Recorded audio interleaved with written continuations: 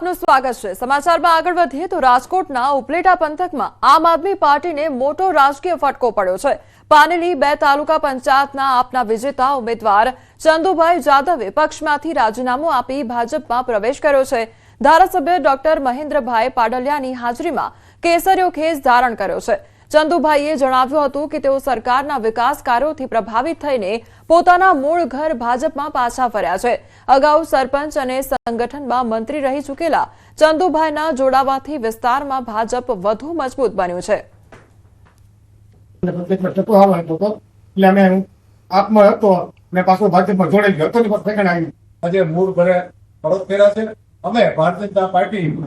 તરફથી ભારતીય જનતા પાર્ટી જિલ્લા ભાજપ તરફથી અને પ્રદેશ ભાજપ તરફથી એનું ભાજપમાં સ્વાગત કરું છું અને આજથી એ ભાજપની અંદર સમર્પિત કાર્યકર્તા તરીકે કામ કરશે। ભાજપ પ્રદેશ અધ્યક્ષ જગદીશ વિશ્વકર્માએ કેન્દ્રીય મંત્રી જેપી નડ્ડા સાથે શુભેચ્છા મુલાકાત કરી। અમદાવાદમાં જગદીશ વિશ્વકર્મા અને જેપી નડ્ડાએ મુલાકાત કરી છે।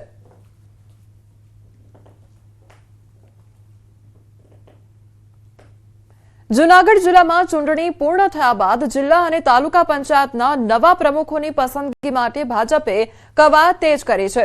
પ્રમુખ પદ માટે સેન્સ પ્રક્રિયા શરૂ કરવામાં આવી છે, જે 2 દિવસ ચાલશે અને જિલ્લા ભાજપ કાર્યાલય ખાતે નિરીક્ષકો દ્વારા કાર્યકરો સાથે ચર્ચા કરીને દાવેદારો અંગે મંતવ્યો લેવામાં આવી રહ્યા છે। આજે તાલુકા પંચાયત અને કેશોદ નગરપાલિકા માટે સેન્સ લેવામાં આવી રહી છે, જ્યારે આવતીકાલે જિલ્લા પંચાયતના દાવેદારોને સાંભળવામાં આવશે।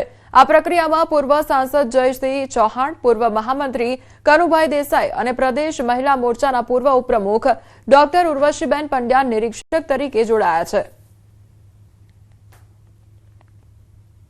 નવસારીના બિલીમોરાના પરિવારને નડ્યો અકસ્માત। મુંબઈના ચારોટી પાસે ટેમ્પો ટ્રાવેલ્સ સાથે ટ્રક ધડાકાભેર અથડાતા અકસ્માત સર્જાયો। તો ગોઝારા અકસ્માતમાં એક મહિલાનું મૃત્યુ જ્યારે 16 લોકો ઇજાગ્રસ્ત થયા છે।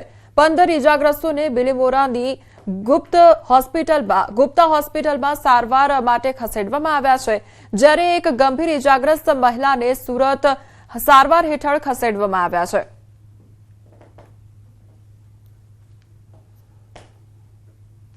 સુરતના કાપડ ઉદ્યોગ સાથે જોડાયેલા વેપારીઓના પ્રશ્નોને સરકાર સુધી પહોંચાડવા માટે ફોસ્ટા દ્વારા મહત્વપૂર્ણ પહેલ હાથ ધરવામાં આવી છે, જેમાં ટૂંક સમયમાં એક વિશેષ સર્વે ફોર્મ જાહેર કરી વેપારીઓની સમસ્યાઓ, સૂચનો અને માંગણીઓ એકત્રિત કરવામાં આવશે।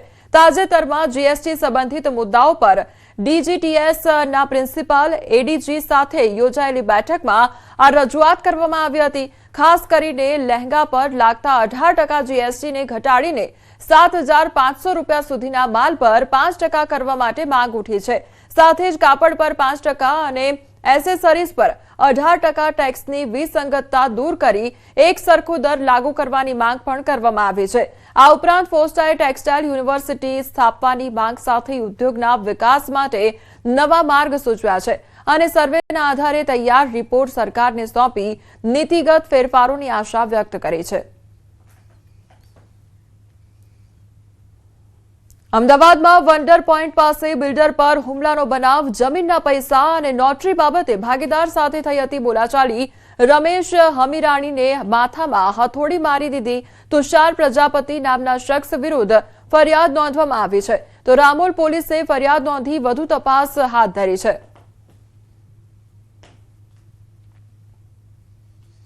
ભાગીદારને કંઈક અસંતોષ લાગ્યો હતો, તો એના માટે અમે જ્યારે વકીલની ઓફિસેથી નીચે ઉતરીને અમે આગળ જતા હતા, ત્યાં મારી ઉપર પાછળથી એ તુષારભાઈ કિશોરભાઈ પ્રજાપતિએ હુમલો કર્યો, જીવલેણ હુમલો કર્યો। એ કોણ છે તુષારભાઈ પ્રજાપતિ? તુષારભાઈ પ્રજાપતિ અમારા ભાગીદારના છોકરા છે। જામનગરમાં રિસોર્ટમાં આગ લાગવાની ઘટના સામે આવી છે। ભર બપોરે અચાનક જ રિસોર્ટમાં આગ લાગવાની ઘટના બની, તો પેટ્રોલ પંપ નજીક આવેલા રિસોર્ટમાં આગ લાગતા નાસભાગ મચી જવા પામી હતી। ફાયર બ્રિગેડ દ્વારા આગ બુઝાવવા માટે પ્રયાસ હાથ ધરવામાં આવ્યા છે। તો જામનગરનો આ મામલો સામે આવ્યો છે કે જ્યાં રિસોર્ટમાં બપોરના સમયગાળા દરમિયાન એકાએક આગ લાગવાની ઘટના બની હતી। તો રિસોર્ટની બાજુમાં જ પેટ્રોલ પંપ આવેલો હતો અને પેટ્રોલ પંપ નજીક આ પ્રકારની ઘટના બનતા આસપાસના વિસ્તારમાં નાસભાગ મચી ગઈ હતી। તો ફાયર બ્રિગેડ દ્વારા આગ બુઝાવવા પ્રયાસ પણ હાથ ધરવામાં આવ્યા હતા।